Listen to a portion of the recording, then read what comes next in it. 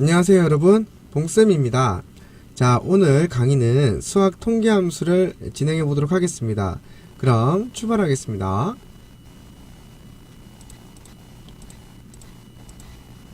자, 그러면 오늘 나가는 수업의 내용이 바로 수학과 통계함수 쪽인데요. 자, 일단 먼저 공부를 하게 될 함수, 수학함수 쪽의 내용은 바로 라운드 시리즈가 되겠습니다. 자, 라운드 시리즈 설명을 먼저 하는데요. 일단 라운드 시리즈에는 라운드 함수와 라운드 업과 라운드 다운 이렇게 세 가지가 있습니다. 자, 라운드 함수 같은 경우는 값을 자릿수만큼 반올림을 하여 반환해주는 함수고요. 라운드 업은 값을 자릿수만큼 올림을 해서 우리에게 반환시켜주는 함수. 네. 그리고 라운드 다운은 여기 값을 이 자릿수만큼 내림, 즉 이제 버림이라고도 하는데 내림해서 반환시켜주는 함수가 되겠습니다. 자, 그러면 이 함수들을 구체적으로 알아보기 위해서 하나의 예제를 보면서 얘기를 하도록 하죠. 자, 그러면 여기에 만약에 1, 2, 3, 4점, 5, 6, 7, 8 자, 이런 숫자가 있어요. 그러면 제가 여기다가 라운드 ROUND 라운드 썼어요. 라운드는 뭐라고 했죠? 그렇죠, 반올림이라고 했죠. 첫 번째 인수 값을 넣어주고 이 값에서 이 값을 가져와서 자릿수는 소수 둘째 자리까지 표시하겠다. 자, 이렇게 해서 가로를 닫으면 자, 그러면 뭐죠? 1, 2, 3, 4.5, 6까지만 표시를 한다는 건데, 자, 이 함수가 라운드 반올림을 하는 거죠. 그럼 버리는 위치가 여긴데 여기가 7이죠. 그럼 반올림의 개념이 5 이상이면 올라가고 아니면 버려버리는 게 반올림이잖아요. 그러면 얘가 올라가서 5, 7 1, 2, 3, 4.57이 나오겠죠. 그렇죠. 그럼 선생님이 여기 있는 숫자를 4로 바꾸면 5, 6이 되겠죠. 네, 그래요. 이렇게 해서 라운드 함수는 이런 식이다 라는 걸 설명을 해 드렸고요. 자, 그러면 이번엔 라운드 업 이렇게 써요. 라운드 업은 올림을 하는 함수죠. 자, 값은 마찬가지로 1, 2, 3, 4, 5, 6, 7 1, 2, 3, 4.5, 6, 7, 8을 받아와 소수 자릿수 둘째 자리까지 표시하겠다. 단 라운드 업이니까 올림을 해서 표시를 하겠다, 이런 개념이 되겠죠. 그러면 뭐 5, 7이죠. 여기 있는 숫자를 4로 바꿔도 5, 7이 되는 거죠. 어차피 네, 라운드 업은 무조건 올려버리는 거니까 이쪽을 보지 않아요. 무조건 올려서 표시하는 게 올림 함수가 되겠습니다. 자, 그럼 이거를 여기다 표시해 놓을게요. 자, 그 다음 라운드 ROUND DOWN 라운드 다운. 자, 내림 즉 버림 하는 함수죠. 여기 있는 값을 가져와 소수 몇 자리? 둘째 자리까지 표시를 하는데 버림을 하겠다. 그러면 어떻게 됐죠? 1, 2, 3, 4.5, 6이 되겠죠. 나머지 이하는 버려버립니다. 그냥. 그래서 5, 6이 되고요. 7이 됐던 4가 됐던 무조건 버리는 개념이 5, 6이 되겠습니다. 그러니까 라운드 다운이 되겠습니다. 자, 그러면 여기까지 설명했으면 거의 끝난 거랑 마찬가지인데요. 그럼 이제 정리를 한번 해보도록 하겠습니다. 자, 정리는 자, 여기 자리까지 표시를 하고 싶어요. 그러면 소수 자릿수를 몇 자리? 한 자리. 여기 자리까지 표시하고 싶어요. 두 자리. 여기 자리까지는 세 자리. 여기 자리까지는 4라고 입력하면 되겠죠. 그럼 내가 자릿수를 표시를 하지 않고 싶어요. 그러면 그렇죠, 0입니다. 0자리. 자, 내가 1의 자리에서 반올림을 하고 싶어요. 그럼 마이너스 한 자리. 10의 자리는 마이너스 두 자리. 100의 자리는 마이너스 세 자리. 1000의 자리는 마이너스 네 자리. 이렇게 해서 하시면 되겠습니다.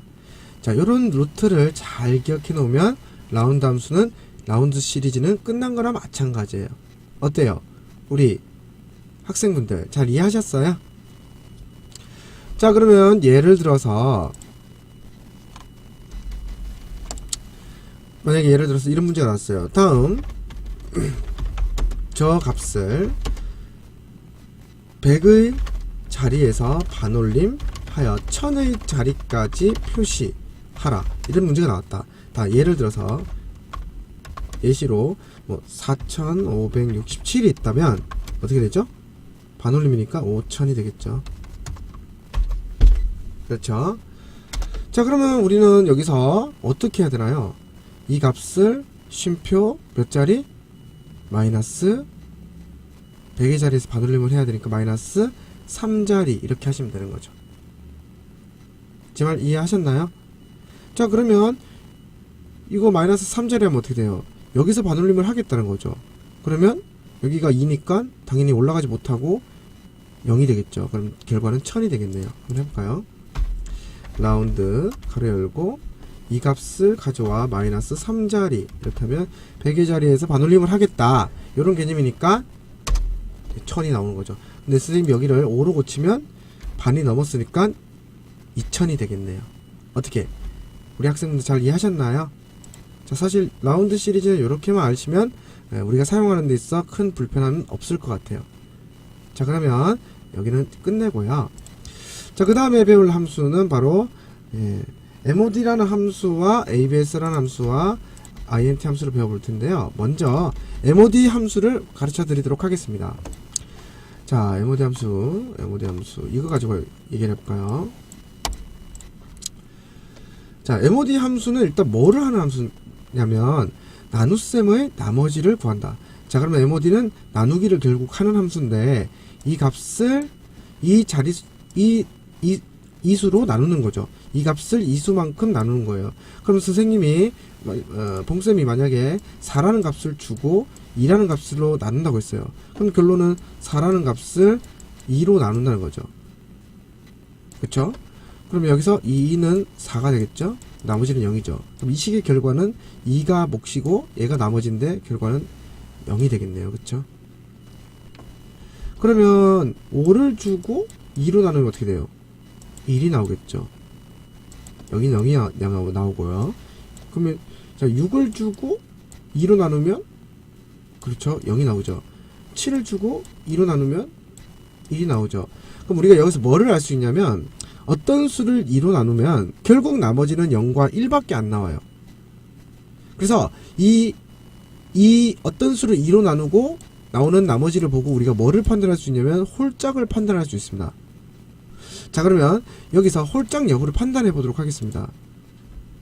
는 mod 가로 열고 이 값을 2로 나누겠다. 그리고 홀짝 판단할 때는 무조건 2로 나눠야 돼요. 다른 수로 나누면 안 됩니다. 그러면 이게 홀수죠. 그럼 결국엔 나머지가 1일 겁니다. 1이 나오겠죠. 그럼 밑에는요. 0이죠. 짝수니까. 밑에는 홀수니까 1. 밑에는 짝수니까 0. 잘 보셨죠?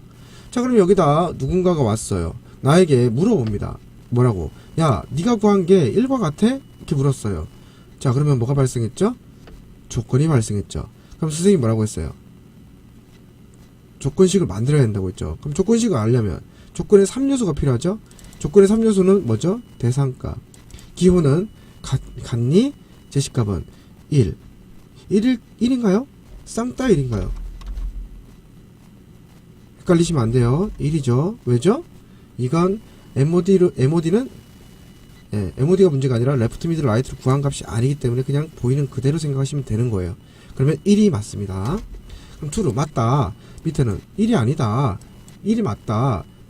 1이 아니다. 이렇게 말을 하고 있는 거죠. 그럼 결론은 이게 지금 도대체 뭘 묻고 있는 겁니까? 네가 구한 게 1과 같아? 이 말은 즉 너 홀수야? 이렇게 묻고 있는 거랑 같은 개념인 거죠. 근데 얘가 아니? 맞아. 이렇게 말한 거고 아니? 맞아. 아니. 이렇게 나오는 거죠. 그러면 선생님이 이 조건식을 세웠기 때문에 true가 홀수고 false가 짝수란 거 알지 남이 봤을 때는 모른단 말이에요. 그럼 true 대신에 뭐라고 나와야 돼? 홀. false 대신에 짝. 이렇게 나와야겠죠. 그럼 누가 필요해요? 그렇죠. if 함수가 이때 또 들어가는 거예요. 어디서? 가장 앞에서 if가 들어가고 쉼표는 그렇죠. 가장 끝에서 쉼표를 찍는 순간 value if true 하면서 true 값을 어떻게 표시하겠습니까? 물어보죠. 그러면 쌍따 그거 홀수 홀 아니면 짝 이렇게 하면 되는 거죠. 그럼 이제 홀짝 판단하는 함수식이 만들어지는 거예요. 이렇게. 어때요? MOD라는 함수를 이용해 홀짝을 판단할 수도 있겠죠? 네. 이런 응용 형태를 좀 보여드렸고요. 그 다음에 여기 나와 있지는 않지만 여기 그런 것도 있어요. 추가적으로 하나 더 설명해드리면 QUOTIENT 라는 함수, 코에피션트라는 함수는 이 값을 2로 나누겠다 하면 이 값에 대한 목값을 주는 겁니다. MOD는 나머지를 구해주는 거라고 하면 코에피션트는 목값을 우리에게 돌려주는 거죠. 네, 요것 또한 기억을 해둬야 될 것 같습니다. 시험에 잘 나오는 편이니까요. 네, 체크를 해두겠습니다. 자, 그러면은 여기에서 MOD 함수를 설명해 보았고, 자, ABS라는 함수와 INT 함수를 좀 설명해 보도록 하겠습니다. 얘들은 크게 어려운 함수까지는 아니고요. 그냥 ABS는 절대값을 반환한다. 여기서 말하는 절대값은 양수, 절대적 양수값을 뜻하고요. INT 함수는 정수로 반환한다. 이렇게 생각하시면 돼요. 자, 그러면 여기에 있는 숫자들을 가지고 양수, 절대값과 정수화를 시켜보도록 하겠습니다. 그러면 INT 함수는 INT 여기에 있는 값을 가로 닫고 그냥 값만 집어넣으면 되기 때문에 크게 뭐 사용할 때 어렵진 않아요. 자, 이 값을 정수화하겠다. 그럼 뭐예요? 289.657 이거를 289만 나오겠죠. 그리고 ABS라는 함수를 이용해 ABS 가로 열고 이 값을 양수화 시키겠다. 어차피 이건 양수죠. 그러면 그냥 양수값이 나오는 거예요. 그냥 똑같이. 하지만 자동체크를 해보면 이게 양수가 음수를 넣어도 양수가 나오는 거죠. 절대적 양수를 뜻하는 거. 자, 그런데 INT 함수의 결과가 보면 이 마이너스 289가 아니라 290이 나왔죠. 아니 이건 뭐야? 마이너스 289가 나올 줄 알았는데 그래서 INT 함수가 정수화를 하는 방법이 있습니다. 여기서 정수화하는 방법은요, 그거죠. 기준값보다 작은 가까운 정수로 반환하는 이런 특징을 가지고 있습니다. 자, 여기서 알아야 될 게요. 뭐냐면, 자, 이게 값이 크니까 좀 알아듣기가 좀 어려울 수도 있겠는데요. 만약에 2, 1, 자, 다시 할게요. 2, 1, 0, 마이너스 1, 마이너스 2가 있다. 만약에 예를 들어 1.2가 있어요. 그럼 1.2는 어디 사이에 있어요? 이 둘 사이에 있죠. 근데 여기에 가깝죠. 그럼 당연히 이 결과는 1이 되는 겁니다. 여기까지 이해되셨죠? 그럼 이 값을 정수하면 1인데요. 자, 1.2, 마이너스 1.2라고 치고, 마이너스 1.2다. 그럼 0, 마이너스 1, 마이너스 2. 결국에는 마이너스 1.2라는 값은 이 둘 사이에 있는 거죠. 가깝긴 여기에 가깝죠. 그런데 여기서 생각해야 될 게 마이너스 1과 마이너스 1.2를 비교했을 때 누가 커요? 당연히 마이너스 1이 크죠. 왜죠? 음수에서는 작은 게 큰 거죠. 그래서 얘의 값은 마이너스 2로 가게 되는 거예요. 어떻게? 이 말에 대해서 잘 이해되시옵니까? 네, 그러면 INT 함수도 설명을 마치도록 하겠습니다. 자, 그리고 우리 프로덕트 시리즈도 좀 봐야 될 것 같아요. 얘들은 간단하게 좀 보도록 하겠습니다. 이 프로덕트와 썸 프로덕트라는 함수는 어떤 거냐면 곱하기를 하는 건데 간단합니다. 곱하기 하는 겁니다. 자, 예를 들어서 자, 여기서 한번 얘기를 해보도록 하겠습니다. 여기에 1이 있고 여기에 2가 있고 여기에 3이 있고 여기에 4가 있어요. 그러면 는 PRO DUCT 가로 열고 이 두 개를 가로 닫고 그럼 이 두 개를 곱하겠다. 1과 2를 곱하겠다 이런 말이죠. 그럼 1 곱하기 2는 2죠. 그럼 여기다가 내가 쉼표 여기를 넣었어요. 그럼 결국에는 이 가로 안에 있는 인수는 1, 2, 3이죠. 그러면 1 곱하기 2는 2, 2 곱하기 3은 2, 3은 6 맞죠? 그럼 결과는 6이 나오는 거죠. 어떻게 이해되셨어요? 여기다가 쉼표를 넣고 1을 넣으면 1 곱하기 2는 2, 2, 3은 6, 4, 6, 24. 그럼 24가 나오겠죠. 어떻게? 프로덕트 함수에 대해서 잘 이해가 되셨나요? 별로 어렵지 않죠? 자, 그러면 썸 프로덕트라는 것은 뭐냐?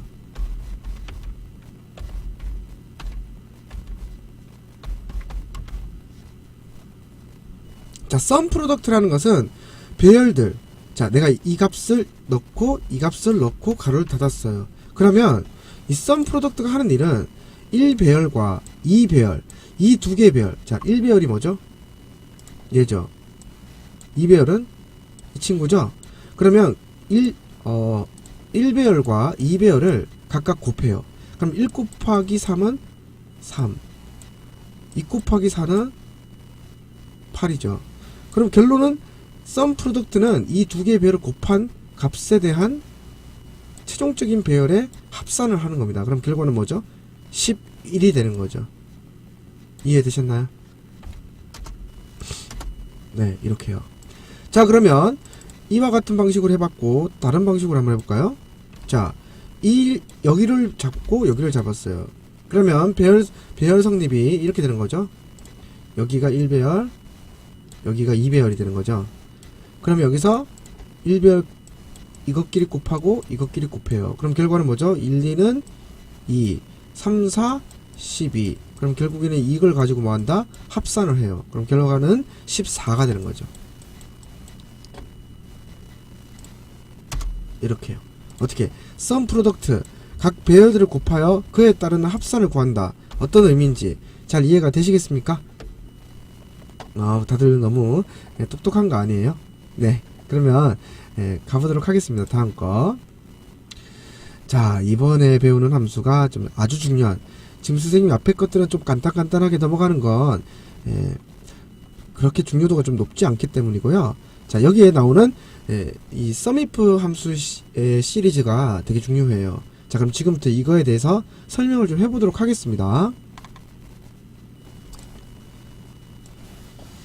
자, 일단 여기서 이 쌤이 좀 만들어 놓은 표에서 얘기를 한번 해보도록 하겠어요. 요거를 좀 내릴까요? 자,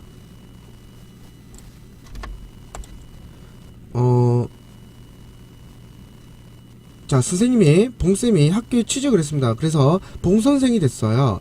자, 봉선생이 됐는데, 교장 선생님이 묻는 말이, 야, 봉선생, 그랬어요. 네, 이 엑셀에 합계 좀 구하고 싶은데, 그랬어요. 그러면, 그냥 눈썹 하면 되는 거죠. 네. 이렇게 해서, 이렇게 하면 되죠. 아, 봉선생, 나도 그건 내가 할 줄 알아. 내 말은, 남자들의 합계가 구하고 싶어. 그랬어요. 아, 그러면, 합계를 구하는데 뭐가 걸렸어? 조건이 걸린 거죠. 그럼 선생님이 앞에서 알려준 함수 뭐 있어요? 조건이 걸린 합계를 구할 때 뭐라고요? 그렇죠. 뒷섬 함수가 있었죠. 데이터베이스 함수가 조건에 맞는 값들의 합계나 평균 이런 걸 구할 때 쓰는 거죠. 그러면 자, 그런데 그런 역할을 하는 함수가 또 이것도 약간 그런 비슷한 역할을 하는 함수예요. 마찬가지로 얘도 합계를 구하는데 조건이 걸렸을 때 사용하는 함수가 되겠습니다. 자, 그러면 사용법을 보도록 하죠. 는 sum if 하고요. 자, 먼저 첫 번째 인수는 먼저 조건의 범위를 넣어야 돼요. 자, 우리 조건 범위가 뭐죠? 첫 번째 조건이 남자를 찾는 거죠. 그럼 조건의 범위가 이게 되는 거죠. 성별에서 이렇게 쉼표, 그리고 이제 크라이테리아, 이제 조건을 넣어야 되는데 조건을 넣을 때 좀 약간 특이해요. 우리가 배웠던 조건의 의미가 뭐였죠? 사용법이 대상값, 기호, 제시값이었죠. 그런데 이 기호랑 제시값을만 써요. 여기다가 대상을 쓰지 않아요. 그리고 이 대상이 사실 어떻게 보면 이 조건 범위가 대상들이 되는 거예요. 그래서 원래는 이게 한 세트적인 건데 썸이프만 아주 좀 특별하게 대상값과 기호와 제시값을 따로따로 쓰는 그런 특징을 가지고 있어요. 얘들만 갖고 있는 특징이기 때문에 좀 if가 사용하는 조건식과는 좀 우리가 썼던 조건식과는 좀 별개로 암기를 좀 해두셔야 될 것 같습니다. 근데 여기서 지금 다 쌍따를 쌌죠. 선생님이 쌍따를 싸는 의미가 뭐라고 했죠? 그쵸, 문자라고 했죠. 근데 이 썸이프에서 쓰는 이 쌍따는 문자라는 의미가 아닙니다. 그냥 이 두 번째 인수는 무조건 쌍따를 써야 된다, 이렇게 정해놓은 어떤 규칙 같은 거예요. 그래서 이거는 그냥 좀 암기를 해두시는 게 좋아요. 자, 그러면 자, 그럼 쌍따 같은 걸 찾아라 기호 제시값은 남, 이렇게 되는 거죠. 이렇게요. 그리고 쉼표 뭐를 구할 범위, 예, 결국에 엑셀이죠. 엑셀을 넣고 가로를 닫으면 여기서 남자를 찾아요. 그러면 남자죠. 그러면 체크 이렇게 해주는 거죠. 누가? if 함수가. 그 다음에 그러고 나서 이 두 개를 해결하고 나면 체크가 되고, 그게 따르는 합계, 다시 말하면 이걸 가지고 합계를 구하는데 결국에는 앞에 체크가 되어 있기 때문에 체크된 값들만 가지고 결국에 합산을 하기 때문에 남자의 합계가 나오게 되는 겁니다. 어떻게 잘 이해 되십니까? 네, 이렇게 하면 되고요. 그럼 이제 아까처럼 똑같은 남자의 합계 맞는지 확인해 볼까요? 는 이 값 더하기 이 값 더하기 이 값 맞죠? 이건 지금 수동적으로 한 거지만 얘는 이제 자동으로 이렇게 구해주는 거죠. 네, 자, 이건 이거였어요. 자, 교장님, 제가 합계 구해왔습니다. 남자들. 야, 내가 언제 합계 구하라고 했어? 평균 구하라고 했잖아. 아차. 그러면 이제 에버리지 if 하면 되는 거죠. AVR AG. 그러면 평균을 구하는데 조건이 걸렸다. 안에 인수는 똑같기 때문에 그냥 엔터 치면 조건에 맞는 평균 값을 산출할 수 있게 되는 거죠. 어때요? 한 개를 배우니까 한 개는 나머지는 쉽죠? 야, 봉선생, 나 남자가 몇 명인지 알고 싶어. 그러면 카운트 if를 하면 되는 거죠. 이렇게 카운트 if. 단 카운트 if를 쓸 때 이렇게 쓰면 인수가 너무 많다고 해요. 이유는 카운트 if는 조건 범위가 따로 설정되지 않아요. 아니, 구할 범위가 따로 설정되지 않아요. 그래서 여기에서 빠져야 될 게 이겁니다. 그러면 여기서 엔터를 치게 되면 일단 이 조건에서 이걸 찾는 거죠. 그럼 여기서 남자의 체크를 해주고, 그럼 카운트 if는 체크된 것만 가지고 개수를 세는 거예요. 그러니까 3이 나오는 거죠. 이렇게요. 우리 그 sum if, average if, count if 사용을 해보면서 좀 보여드렸는데 좀 잘 이해가 되셨나요? 얘는 인수 체계를 완전하게 잘 암기를 해두셔야 돼요. 완전하게 암기를 해두셔야 돼요. 알겠죠? 이거는 시험에 정말 거의 100% 출제되는 유형의 문제니까 반드시 잘 기억해 두시면 좋을 것 같습니다. 자, 근데 이 함수들이 갖고 있는 약간 단점이라 하면 단일 조건입니다. 조건이 하나일 때만 사용할 수 있어요. 네, 그래서 복수 조건 함수가 있는데, 자, 이 복수 조건 함수의 설명까지만 하고 오늘 수업 마치겠습니다. 일단, 자, 복수 조건은 그냥 그것들 뒤에 s가 붙으면 돼요. 이렇게 s가. 그럼 이제 복수 처리 조건 함수로 바뀌는 거죠. 그런데 이게 인수 체계가 어떻게 바뀌냐면요, 우리가 원래 sum if 함수가 이거였죠. 그쵸? 근데 이게 이제 복수 조건이 되면 그냥 여기다가 s를 붙여주고요. 그러고 나서 이 구할 범위가 제일 마지막에 있는 거죠. 근데 이게 그냥 제일 앞으로 온다, 이렇게 생각하시면 돼요. 아주 간단하게. 그냥 구할 범위가 맨 마지막에 들어가는 구할 범위가 여기서 들어가는 게 아니라 맨 앞에서 이렇게 들어간다는 거죠. 그래 놓고 이런 조건의 세트가 여러 개 늘어난다, 이렇게 생각하시면 돼요. 어떻게 선생님 설명 잘 이해되셨나요? 이게 제일 앞으로 오고, 이 조건에 어떻게 보면 나눠져 있긴 하지만 세트적인 거죠.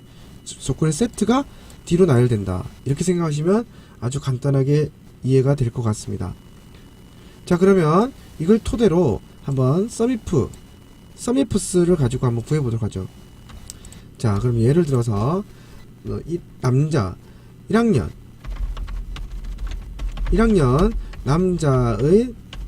남자들의 엑셀 합계를 구하겠다, 이랬어요. 그러면 이러면 어떻게 해야 되죠? the sum ifs 이렇게 들어가는 거죠. 그럼 여기서 일단 첫 번째 인수가 구할 범위 sum range 엑셀의 합계를 구하겠다. 조건은 자 1학년. 자 그럼 학년에서 쉼표 기호 같다 쌍따 같은 걸 찾아라. 뭐랑 1학년과 저렇게 쓰면 되겠죠. 그 다음에 쉼표 두 번째 조건은 성별에서 쉼표 쌍따 뭐 같은 걸 찾아라. 뭐랑 남이랑. 그쵸. 자 그런데 우리가 조건식을 쓸 때 이 앞에 대상을 생략하는 식으로 우리가 조건을 쓸 때는 같다라는 기호가 생략 가능해요. 네. 그러면 기호가 없으면 무조건 같다로 처리하는 거예요. 근데 굳이 선생님이 여기다 는을 자꾸 쓰는 이유는 같다만 생략할 수 있지 이상이나 이하나 크거나 같다 작거나 같다 크다 작다 이런 것들은 생략이 불가능하기 때문에 이 자리에 기호가 들어간다는 걸 기억하라는 의미에서 자꾸 써보는 거예요. 제발 이해되셨어요? 네. 지금 생략도 가능하다는 거죠. 자 이게 맞게 나왔는지 확인해 볼까요? 1학년 남 이거 더하기 1학년 1학년 남 맞죠? 자 제대로 어떻게 잘 나왔나요? 네 잘 나왔죠. 아 봉쌤 내가 언제 합계 구하라고 했어. 평균 구하라고 했잖아. 아하 그러면 average if 이렇게 average ifs 그럼 이제 조건에 맞는 복수 조건의 평균값. 야 내가 언제 몇 명이냐고 그랬어요. count ifs 이렇게 되는 거죠. 너무 많네요. 왜죠? 그렇죠. count ifs는 구할 범위가 따로 존재하지 않아요. 그러면 여기서 이거를 제거하면 잘 나오게 되는 거죠. 1명, 2명. 어때요? 잘 배워보셨나요? 자 이렇게 해서 우리가 조건 처리 함수들을 좀 배워보았습니다. 자 여기서 이제 드릴 말씀은 시험 때 잘 나오는 형태이기 때문에 이 인수체계를 반드시 암기를 잘 해두셔야 됩니다. 그런데 이제 시험 끝나고 나서 실무에 사용하실 땐 이 단일 조건의 함수들은 이제 잊어버려도 돼요. 왜냐면 이걸 가지고 모든 걸 다 처리할 수가 있기 때문에 그래요. 만약에 예를 들어 여기서 내가 조건 1, 두 번째 조건을 주지 않았다. 그럼 이것도 단일 조건의 처리가 가능하거든요. 그러니까 사실 얘는 약간 좀 도태된 함수예요. 옛날 함수라고 생각하시면 되겠습니다. 우리는 근데 어쩔 수 없이 시험 때는 함수를 지명하기 때문에 이 함수로 풀러가면 어쩔 수 없이 이 함수를 써야 되기 때문에 우리가 함수를 익히는 거지. 그렇게 생각하시면 될 것 같습니다. 자 그러면 다음 오늘 강의는 여기서 마치고 다음 수학 통계함수 두 번째 시간으로 찾아뵙겠습니다. 오늘 수고하셨습니다.